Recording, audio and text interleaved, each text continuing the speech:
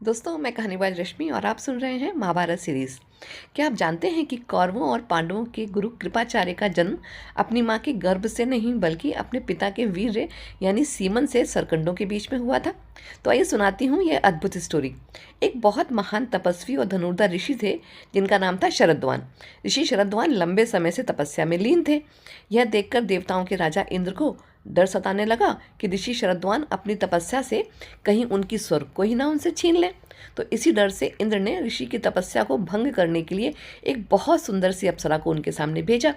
जब ऋषि शरद्वान ने अपने सामने एक सुंदर सी अप्सरा को देखा तो उनका मन भी विचलित हो गया और उनका तप भंग हो गया और उनका वीर्य यानी सीमन वहीं पास में पड़े सरकंडों पर गिर गया।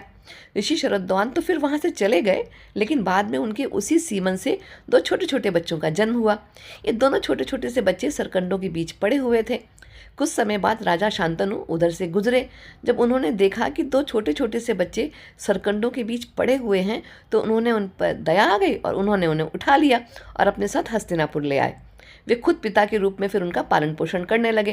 क्योंकि राजा शांतनु ने उन बच्चों पर कृपा की थी, इसलिए लड़के का नाम पड़ा कृप और लड़की का नाम पड़ा कृपी।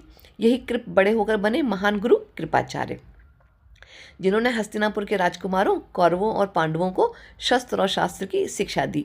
और आगे चलकर इनकी बहन कृपी का विवाह हुआ गुरु द्रोणाचार्य से। इस तरह कृपाचार्य केवल एक महान गुरु ही नहीं थे, बल्कि महाभारत की कथा में एक अत्यंत महत्वपूर्ण पात्र भी थे। कल सुनिएगा गुरु द्रोणाचार्य के बारे में। जय श्री कृष्ण।